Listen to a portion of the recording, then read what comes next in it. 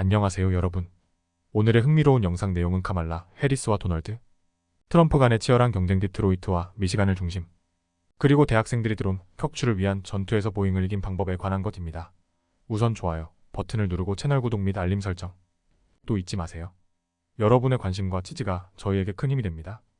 첫 영상은 2024년 미국 대선에서 큰 주목을 받고 있는 디트로이트와 미시간을 중심으로 카말라 해리스와 도널드 트럼프 간의 치열한 경쟁에 대해 이야기해보겠습니다. 월스트리트 저널의 기사를 바탕으로 이번 선거가 미시간에서 어떻게 전개되고 있는지 살펴보겠습니다. 지금 미국 대선은 미시간주, 특히 디트로이트를 중요한 전장으로 삼고 있습니다. 카말라 해리스 부통령은 디트로이트에서 민주당 유권자들의 투표율을 끌어올리려는 전략을 펼치고 있고, 트럼프 전 대통령은 디트로이트의 현 상황을 지적하며 공화당 지지층을 결집시키고 있습니다. 두 후보 모두 미시간에서의 승리를 목표로 하고 있으며 이곳은 선거 결과에 결정적인 역할을 할 수 있는 지역입니다. 도널드 트럼프는 최근 디트로이트에서 연설하면서 미국 전체가 디트로이트처럼 될 수 있다며 해리스가 대통령이 되면 미국이 마치 디트로이트와 같은 상황에 빠질 것이라고 경고했습니다. 그는 디트로이트의 높은 범죄율과 빈곤율을 지적하며 해리스의 리더십이 미국을 더 악화시킬 것이라는 메시지를 전달하려 했습니다. 트럼프의 이런 발언은 많은 디트로이트 주민들에게 불쾌감을 주었고, 일부는 트럼프가 디트로이트를 제대로 이해하지 못한다고 비판하고 있습니다. 특히 2013년 파산 이후 디트로이트가 수십억 달러의 투자를 받아 지속적으로 재건되고 있는 상황에서 트럼프의 발언은 도시의 긍정적인 변화를 폄하하는 것으로 여겨졌습니다. 트럼프의 발언이 있은 후 카말라 해리스의 캠페인은 빠르게 대응했습니다. 디트로이트 대 트럼프라는 슬로건을 내세운 광고를 통해 디트로이트의 부흥을 자랑스럽게 생각하는 주민들에게 어필하려 했습니다. 해리스는 디트로이트를 지지하며 미시간, 펜실베이니아, 위스콘신과 같은 블루 월주를 유지하는 데 주력하고 있습니다. 해리스 측은 트럼프가 디트로이트의 발전을 무시하고 도시의 긍정적인 변화를 폄하한 것으로 보고 있습니다. 디트로이트는 자동차 산업의 중심지로 2013년 파산 이후 재건의 길을 걷고 있으며 많은 주민들이 이 변화에 자부심을 느끼고 있기 때문입니다. 디트로이트는 최근 몇 년간 많은 발전을 이루었지만 여전히 여러 도전 과제들이 남아 있습니다. 2023년 팬데믹 이후 살인율이 급증했지만 1966년 이후 가장 낮은 살인율을 기록하며 점차 개선되고 있습니다.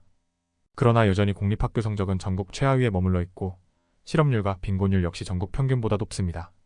이 때문에 디트로이트 주민들은 범죄와 공립학교 문제, 경제 상황 등에 큰 관심을 가지고 있습니다. 트럼프는 디트로이트의 범죄와 경제 문제를 지적하며 자신의 정책이 이 문제들을 해결할 수 있다고 주장하고 있습니다. 반면 해리스는 디트로이트의 부흥을 강조하며 더 나은 미래를 위해 투표할 것을 유권자들에게 호소하고 있습니다. 결국 미시간주는 트럼프와 해리스 모두에게 매우 중요한 전장이 될 것입니다. 디트로이트의 유권자들이 이번 대선에서 어떤 선택을 할지, 그들의 선택이 미국 전체 선거 결과에 어떻게 영향을 미칠지 지켜봐야 할 것입니다.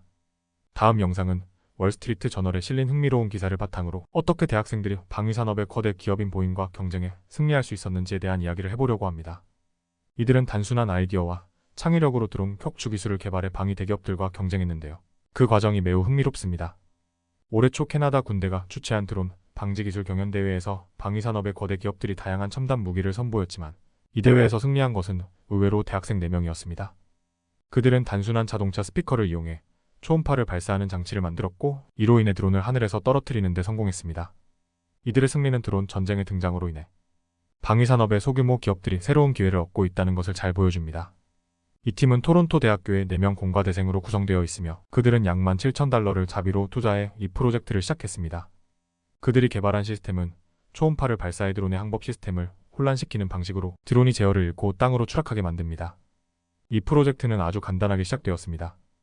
프로젝트 초기 한 팀원이 자신의 차에서 꺼낸 오래된 스피커를 이용해 초음파 실험을 시작했고, 이 스피커에서 발생하는 소리를 통해 드론의 일부 부품을 불안정하게 만들 수 있다는 사실을 알아냈습니다. 이들은 더 나아가 실험을 통해 인간의 귀로는 들을 수 없는 초음파를 발생시키는 고가의 스피커를 구매해 테스트를 이어갔고, 결국 캐나다 군대가 주최한 대회에서 2위라는 성과를 거두었습니다. 이 대회에서 학생들이 직면한 경쟁자는 보잉, 레오나르도 같은 글로벌 방산 대기업이었고, 이들 기업은 첨단 장비와 기술을 선보였습니다.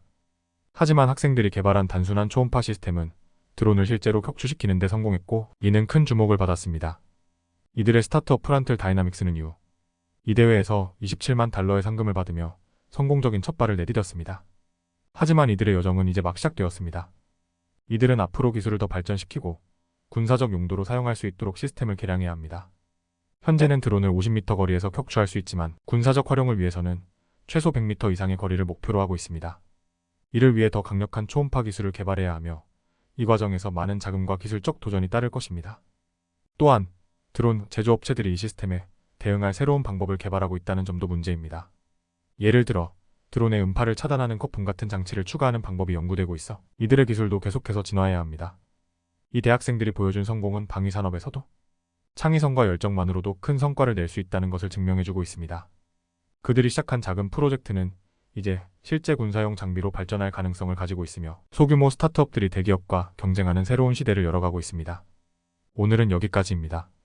다음 영상에서 더 유익하고 흥미로운 내용으로 찾아뵙겠습니다. 이 영상은 투자 의견이 아닙니다.